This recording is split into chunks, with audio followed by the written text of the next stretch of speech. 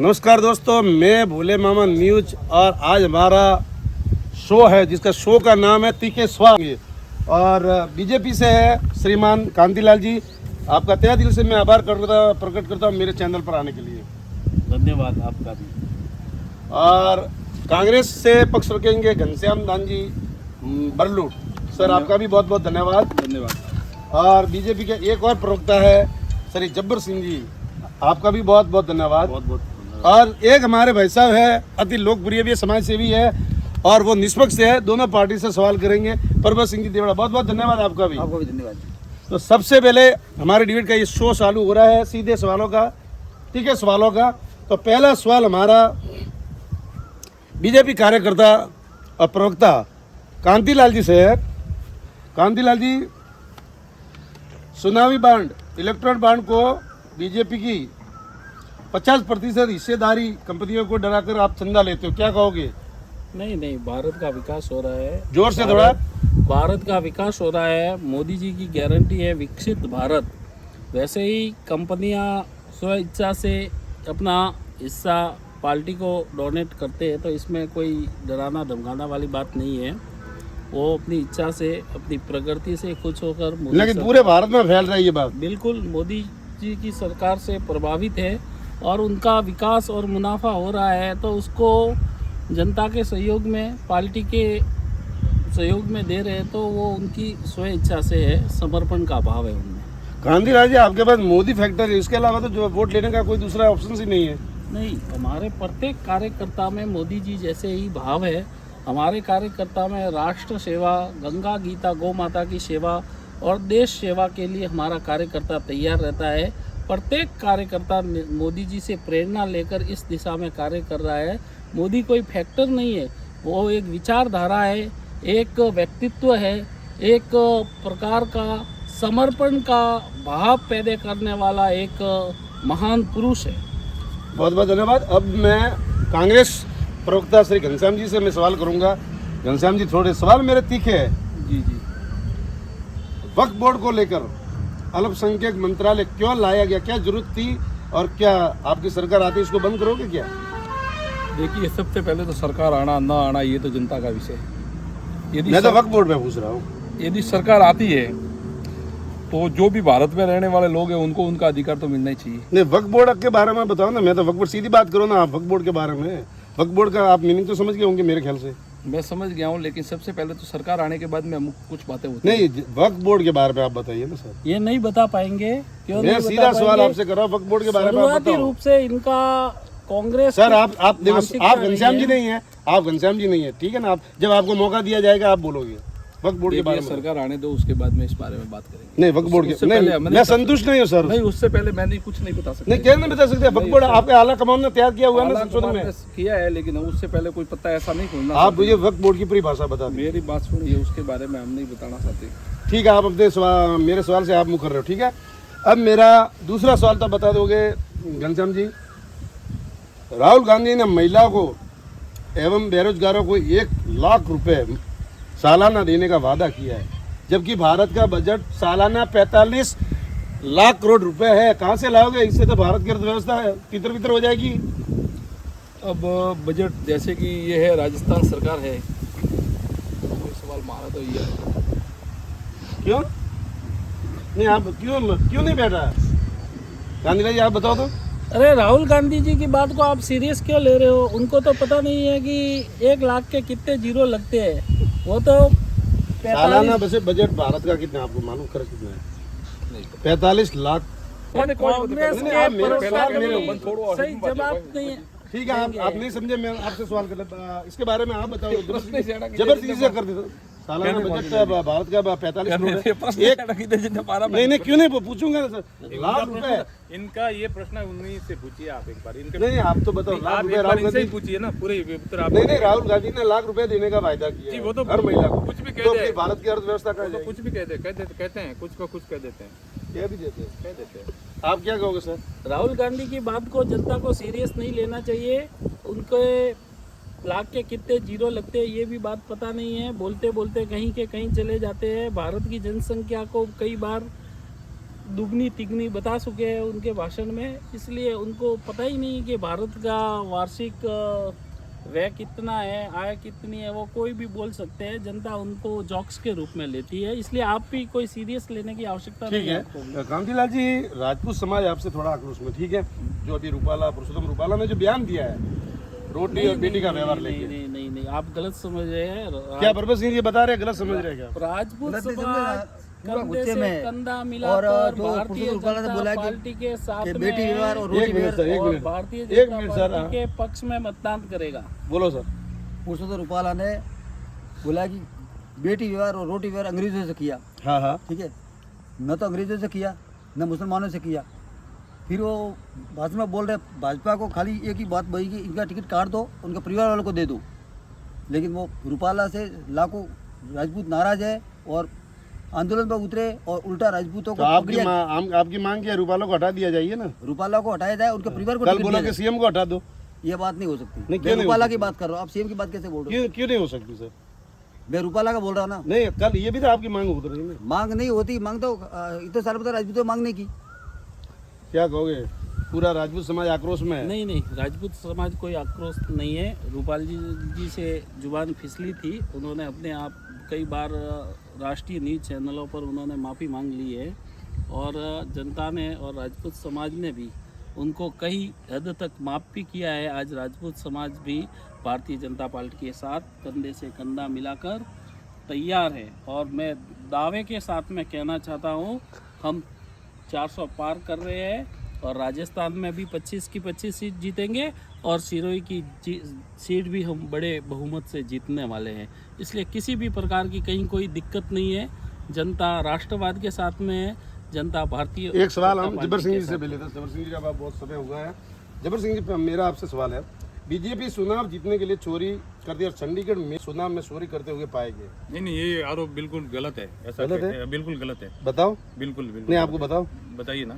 देखो फिर फीके पड़ जाए। नहीं एक बार और अपने होमवर्क कर लो। नहीं, मेरी जानकारी होमवर्क कर, मतलब आप करके नहीं आए। बीजेपी चोरी इसका कैसे करेगी? उत्तर मैं मुझे देता हूँ। नहीं, राष्ट्रवाद की आप भावना लेकर चलने कार्यकर्ता वाली, तो राष्ट्र आपका ही का है ना। निर्माण करने जब आप वाली पूरे कांग्रेस में ठीकरा नहीं, फोड़ते हो कि वो किया फलाना किया, भारतीय जनता पार्टी। नहीं, आप जितने भी ठीकरा फोड़ते हो कि भाई नहीं, आइए, आपका आरोप सही नहीं है। क्यों आरोप सही नहीं? नहीं, भारतीय जनता तो पार्टी आप जो इनके वो कांग्रेसियों के ऊपर जो आरोप लगा रहे हैं वो सब वाली सही है। नहीं, जिन जो होगा तो आरोप लगाएगी ना पार्टी। आपके मैं क्या बता, आपका मेयर चोरी करते हुए पाया गया, आप क्या कहोगे? बात छोड़ो ना आप दूसरी, नहीं, इसमें कोई मैं नहीं मानता इस चीज को। मतलब गलत है, नहीं, मीडिया गलत है। मेयर नहीं पाया गया, आरओ था और आरओ ने एक वोट को खारिज किया था और आरओ के पास में ये अधिकार होता है कि उसको ऐसा संदेहप्रस्त वोट लगे उसको वो खारिज कर सकता है, ये आरओ कर सकता है। लेकिन यदि कोर्ट में उसको गलत साबित करता है तो कोर्ट का सिरोधार्य है, कोर्ट का निर्णय। अब मैं घनश्याम जी, आप मेरे एक सवाल का तो आप जवाब जरूर देंगे। आपसे थोड़ा हम निवेदन भी कर रहे हैं कि आप अभी तक बोले नहीं हो थोड़ा हमारे डिबेट में। हिंदू समाज को जातियों में तोड़ा, SC ST OBC एवं जनरल को आपस में लड़वाया, क्या कहोगे? सही सत्य है, ये वास्तविकता है। बीजेपी के पास पे इसको छोड़ के कोई मुद्दा ही नहीं है चुनाव लड़ने। नहीं, आपको बोल रहा हूं, आप कांग्रेस ने किया, नहीं, कांग्रेस ने किया कहाँ है? कांग्रेस तो सभी को साथ किसने लाया ये सत्ता कानून? किसने लाया ST SC OBC? ST SC तो देखो उस समय जो भारत देश नहीं, आजाद आपने हुआ, ही तो लाया था ना सर। मेरी बात सुनो, भारत जब आजाद हुआ बीजेपी का तो तो कुछ विजन है, जातियों सबका को- साथ कुछ सबका जातियों- विकास। कुछ जातियों बीजेपी को तो आरक्षण सबका देना साथ भी सबका जरूरी विकास था। जो लेके लोग चलने वाली पिछड़ेपन पार्टी से है। जीवन जी रहे थे उनको आर्थिक स्तर ऊपर उठाने के लिए आरक्षण देना भी जरूरी था। अब बीजेपी इतनी बात करती है तो हटा दे आरक्षण। कांग्रेस ने लाया, इनकी 10 साल से सेंटर आप में क्यों नहीं हटा रहे हो सरकार आरक्षण को? देखो, आरक्षण एक संविधान की गरिमा में है। नहीं, ऐसे बात और पर उसको- बात पर नहीं, ढीले बात पड़े- को घुमाना नहीं है। देखो, हम घनश्याम जी ने आरक्षण भी आपके ऊपर आप हम इन्होंने तो चलो आरक्षण में आरक्षण यहाँ लगाया, से लेकिन हम आप आरक्षण हटाते क्यों नहीं? आपने आरक्षण 2014 से तो आपकी सरकार नहीं, है। तो हम आरक्षण हटाने की बात ही नहीं कर रहे हैं। हम आरक्षण क्यों हटाएंगे? आरक्षण नहीं हटाएंगे। और माननीय तो फिर आप आरोप क्यों लगाते हो? कहाँ आरोप लगाए? हम तो आरक्षण के पक्षधर है और हमने तो स्वर्ण कास्ट को भी माननीय प्रधानमंत्री मोदी जी ने 10% आरक्षण दिया है। आप हमेशा हमने तो SBC वालों को भी आरक्षण दिया है। हम तो हर प्रकार के पिछड़े वर्गों को आरक्षण दे रहे हैं। हम तो आर्थिक आधार पर भी आरक्षण के समर्थक है। ऐसा हमने आरक्षण कांतिलाल का जी, मेरी कभी बात सुनो। विरोध नहीं किया है। कांतिलाल जी, आप हमेशा हिंदू मुस्लिम के नाम पर जातिकरण करते हो, कभी सनातन को आड़ लेते हो, कभी राम मंदिर को।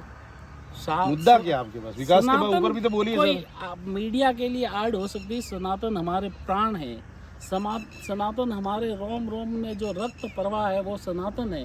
सनातन ये सूर्य है, सनातन ये धरती है, सनातन ये चंद्रमा है, जो शाश्वत है वही सनातन है। मतलब विकास जरूरी नहीं है। आज ले ही नहीं रहे। विकास तो इतना हो रहा है, विकास के बारे में तो क्या कहे जाए। पूरा विश्व मोदी जी पर मोहित है विकास के नाम पर। तो हम तो विकास की राजनीति करते हैं और राष्ट्र का विकास और हर प्रकार से राष्ट्र को पूरे विश्व में अग्रिम पंक्ति तक ले जाने के लिए, हम आगे लाने के लिए तत्पर है मोदी जी के नेतृत्व में। घनश्याम जी, कांग्रेस बोलती है राम मंदिर हम बनवा देते, लेकिन राम मंदिर को वो काल्पनिक भी बताया और काफी वर्षों तक उन्होंने अटकाए रखा। 24 वकील भी उन्होंने लगा दिए थे विरोध में। क्या आपको कहो सर पता नहीं है, सन 1992 में विश्व हिंदू परिषद के द्वारा अशोक सिंघल जब राष्ट्रीय अध्यक्ष थे, जोर दे सर। तब राजीव गांधी ने ही राम मंदिर की जमीन का भी अलॉटमेंट करके राम लल्ला को वहाँ टेंट में बिठाया था। सही है। उसके बाद में क्या हुआ कि बीजेपी वालों ने एक मुद्दा टेंट में क्यों बिठाया? हम तो मंदिर में बिठाने वाले हैं। बीजेपी वालों ने एक मुद्दा बनाया, बीजेपी ने एक मुद्दा बिराजते हैं राम लला। बनाया कि राम लल्ला का मंदिर वहीं बनना चाहिए जहाँ मस्जिद है, और इन्होंने ही उसको राजनीतिक मुद्दा बना के मंदिर नहीं बनाने दिया।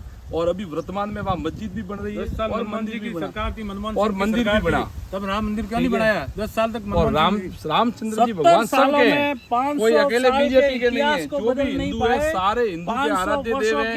के मरते घोर समय भी सभी लोग राम कलंक राम को बोलते हैं। हिंदू आदरणीय मरे तो मोदी भी जी राम ने राम, धोया है और कांग्रेस राम वाला लला मरे का तो भी भव्य राम और राम, और दिव्य बीजेपी मंदिर वाला मरे तो भी अयोध्या राम की राम। धरती पर इनके जहाँ पास राम में लला का दूसरा कोई जन्म मुद्दा हुआ नहीं था, है। वहीं पे इनको सिर्फ बनाया है। राम आपके पास में मंदिर कोई की दूसरा आड़ में मुद्दा है नहीं। मुद्दे खूब है और हमारे रही पास बात विकास की, तो गवर्नमेंट का जो भी नॉर्म्स बना हुआ है उसके अनुसार विकास होते हैं। विकास पर गवर्नमेंट है। का जो भी नॉर्म्स है उसके अनुसार सभी को विकास करने का अधिकार है। भले किसी की भी सरकार हो तो भी एक सांसद के लिए बजट हमने आवंटन है, उतना विकास होगा ही होगा। और आप जितने देखिए, चंद्रयान पर आप देखते रहिए ठीक है आगामी कांग्रेस मोदी जी, अब सरकार मैं घनश्याम बनती जी है तो आपसे एक मथुरा बड़ा में भी कृष्ण बड़ा मंदिर तीखा सवाल बना कर रहा हूँ।